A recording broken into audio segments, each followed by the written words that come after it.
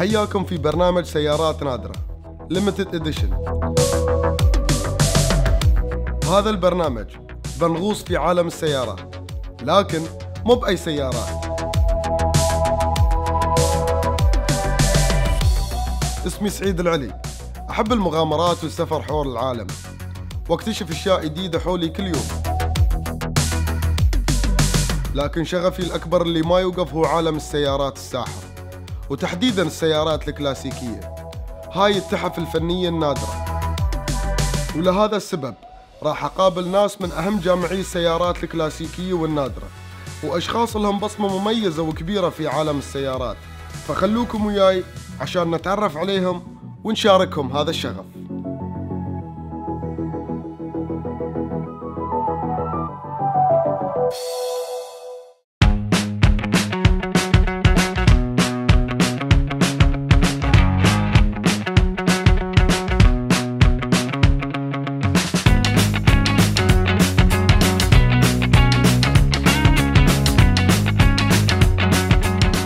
Hi, Mr. Jason.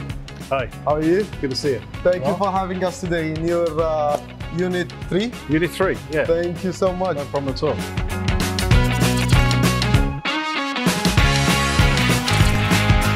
So growing up in England, you know, cars were all around me. They were a big part of my life. I'm a mechanic by trade. That's what I left school and went to study. But I very quickly decided I didn't want to do that as a profession. It doesn't pay enough money. I wouldn't have been able to afford these, right? But I think my uncle kind of was the reason behind my my love for cars. I spent a lot of time with him when I was growing up. He had some nice cars and also owned a car manufacturing company. Nice. So my summers were spent there. But that was really sort of the background that got me into cars.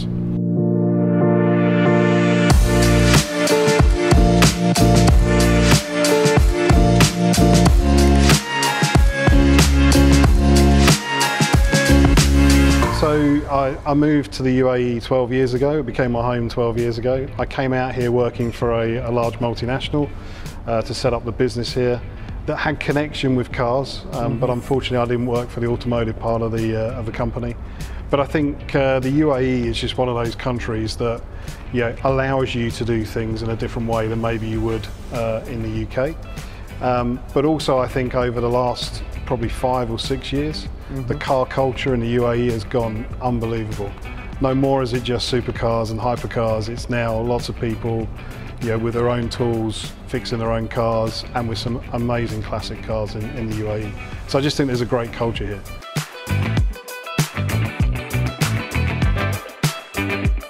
So we are in this place today that's called Unit 3. So can you tell us a little bit about this place and what is it exactly? There is a brand, but what does it do? Yeah, so this is a friend of mine and myself have a car collection, a number of the cars in here today from both of us. Needed a space to store some of our cars that we couldn't store at home, but wanted to turn that into a business. So the idea is that it's for petrol heads who want to store their car either for the year, or they've got too many cars at home, or they just want to get their cars out of the sun for the summer. They can come and store their cars here and be around like-minded people. Ah, nice, nice. So it creates that sort of community as well. Correct, yeah. To car collectors or certain type of cars. Tell me, when did you start collecting cars, or how did it start with you? I think it started when my wife stopped realising that I bought another car and kept the one before. But I've always had strange and unusual cars. I had an MG BGT while I was at college. And then sort of from there, I probably had some pretty standard company cars in the UK. But really when I came to the UAE, and I wouldn't say I necessarily was a collector day one, but as you got a little bit more money, I had the ability to buy another car. And as I'd say to anybody now, don't sell a car, add a car to the collection. Yes.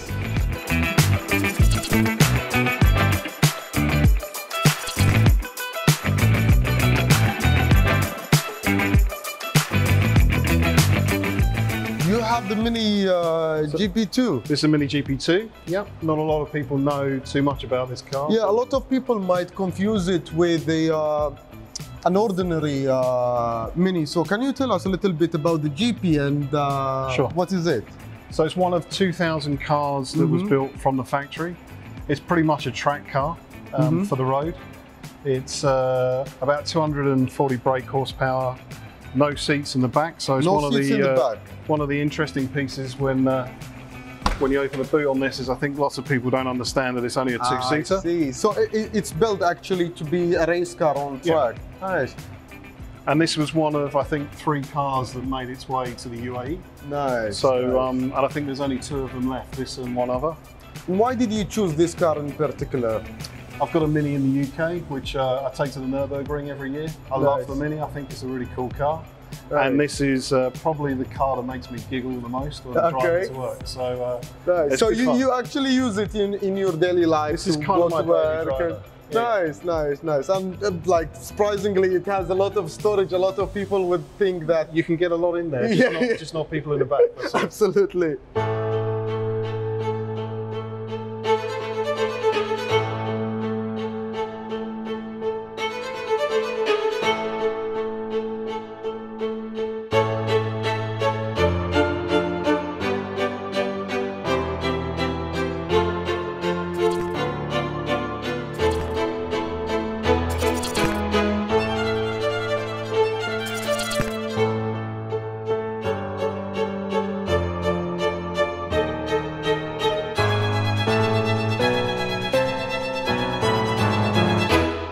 Yeah, so this is a McLaren MP412C. So it's the first production car that McLaren built as a production car. I'm not sure anybody really knows how many of these are built, but there was about 3,000.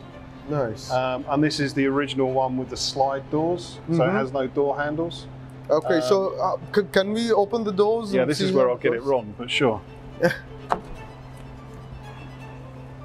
Nice. So as you can see, there's no actual handle there. Yeah. And you have these controls. What this control is for? This is for opening the rear hatch for the engine.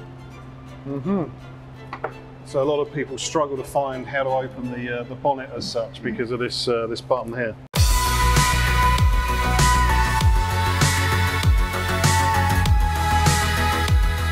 With such power, it's gonna be a lot of fun. It is, yeah. Been on the track quite a few times as well. Nice.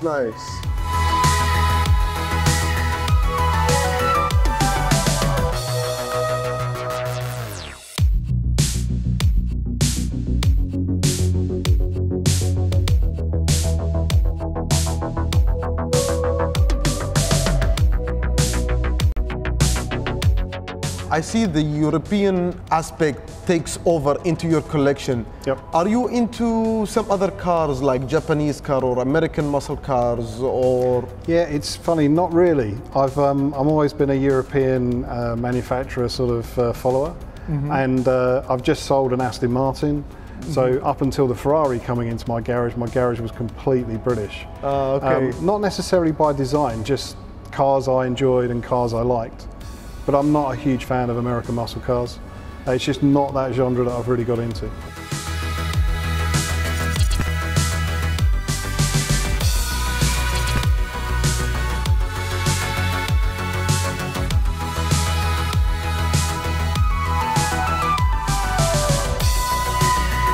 I never really intended buying a Ferrari. I know there's a lot in the UAE, but it wasn't something that's really to my fancy. But this car was found in Al-Quoz.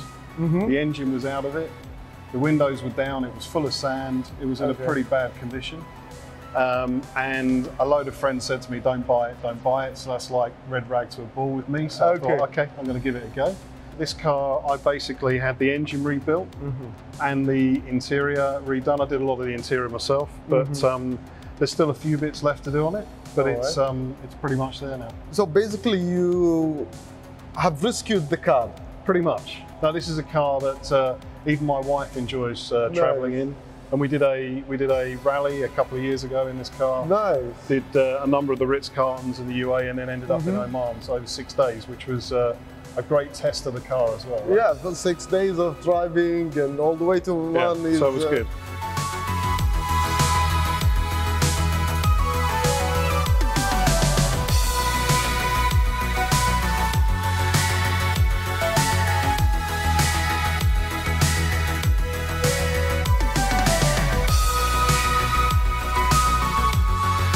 Tell us a little bit about the first car that you've got and you kind of wanted to keep that car. The first car I got was probably the first 7 that I built, the same as this Caterham here.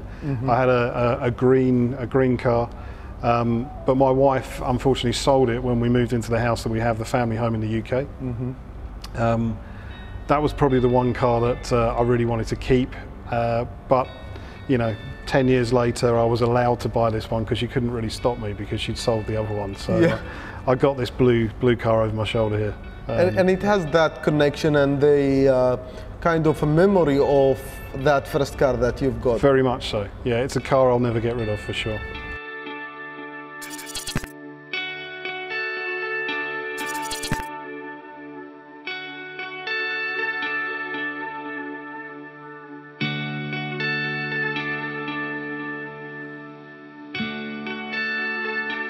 This is a very raw car indeed. I had a Caterham, my first car was a Mazda 626, which I don't want to talk about, but I also built a Caterham at 17. This was kind of the first thing I did. So when this one came up in Dubai, I had this, but the connection with this car is amazing. I think the rawness, as you say, there's no driver aids at all, there's no ABS. If you're not careful and you forget, you know, during the summer when you don't drive it, the first drive of the winter, you brake, you accelerate, you clutch all at the same time because the space between the pedals is very small. So you get kind of like stepping all over the puddles. You need very thin shoes on. All right. You can't have white shoes, but it's very connected to the road, this car, and it will make a hero out of any driver.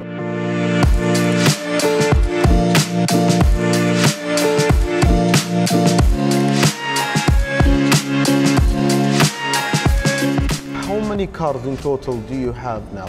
So I've got 8 cars. I had to think then. I've got 8 cars that I've either, I've got one on the way. So 8 vehicles globally. Yeah. 8 vehicles. I've got 3 motorbikes as well on top of that.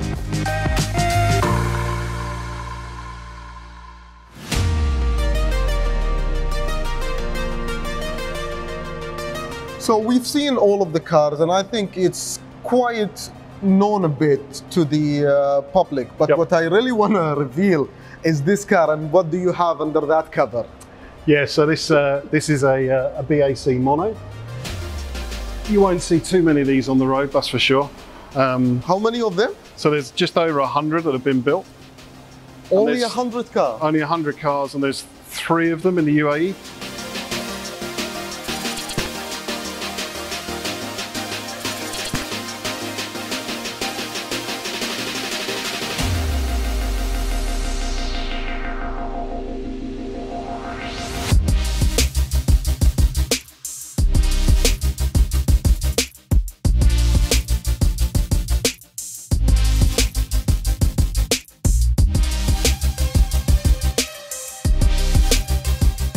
It looks like a Formula 1 car to me, to be honest. Yeah, I've never seen it before. Very, very close to a Formula 3 car. So it has a Formula 3 gearbox. Okay, so it has the actual gearbox. Hewland Formula 3 gearbox. Yes, sequential. Nice. Flappy paddle. And a Mountune engine, which is very similar to what's in a Formula Ford race car. Yeah, a very quick car, very, very different from anything that is on the road. So what is the top speed on this car? It's about 155 mile an hour, so it's but it's more around the speed on the circuit, turns, the downforce, the speed that you can get into a corner. But the visceral experience is amazing with this car. It's very much, very, very different from anything else I've ever driven anyway. And as I can see, there is signals and mirrors. Is this car legal to be driven on the roads? In the UAE, currently not, but everywhere else in the world, it is road legal. So even in states like California, this is a road legal car. No, and where have you driven it? So it's been to, I've only had this about 3 months, and it's had 2 outings to Dubai Autodrome. So it's been at the circuit twice.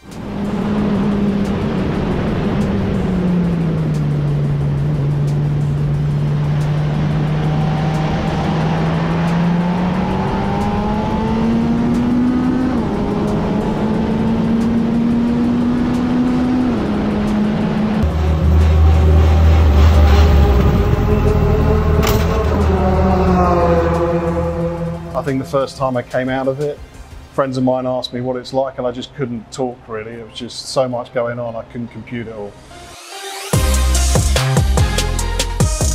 BAC, which is the Briggs Automotive Company. It's two brothers, one designer, one engineer. They started up a company building just this car in Liverpool, in England. There's 3 generations of this car now, so this is the second generation. The first generation had a Cosworth engine in it, the third generation has forced induction. As I say, just over 100 of them built globally, all from Liverpool.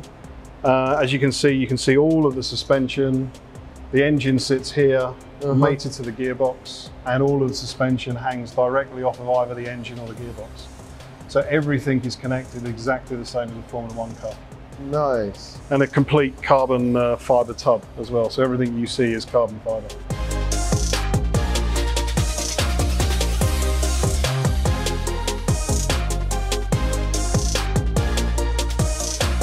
So the steering wheel is very, very similar to that of a Formula 1 car. And it comes off as a Formula car. And everything is, you know, as you'd expect on a Formula 1 car. So you can obviously it's a road car as well, so indicators you wouldn't have on that sort of vehicle, but everything is done through the steering wheel and then fed back through the centre column. So paddle shifts, again, as you'd expect in a Formula 1 or any racing car. But a pretty cool piece of equipment and pretty expensive as well. So nice.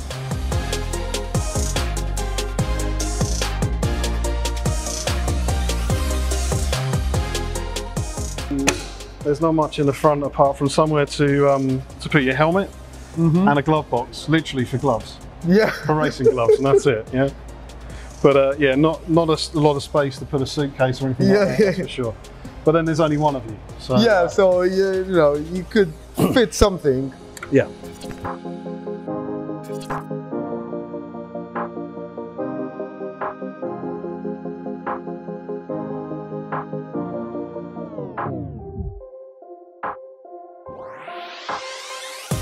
Which cars are you planning to get? Do you have something in mind? So on Christmas Eve this year, I was here in the UAE, and Anne Anstead, that one of the presenters of Discovery Wheeler Dealers, he owns a classic car company, Dowsett Classic Cars in the UK, and had built a car on a series. It's an Alfa Tipo, which is a 1940s Formula 1 car. So there's a limited edition replica kit of that car, which is being shipped here to the UAE this summer, and I'm going to build that. So that's the next car in my garage. So you will be building that car? I'll build that car, yeah. Nice. So it's a kit that you need to put together. Nice, nice. Is that car a legal car to be driven as the BAC? Yeah, so it's legal in the UK and it's legal in the US. It will be the first into the UAE, so we'll have to see if the RTA allowed it. But yeah, it would be nice to be road legal. So it will be the only car in the UAE? It'll be the only one that's been ordered in the Middle East, yeah, that I'm aware of. Nice. Yeah.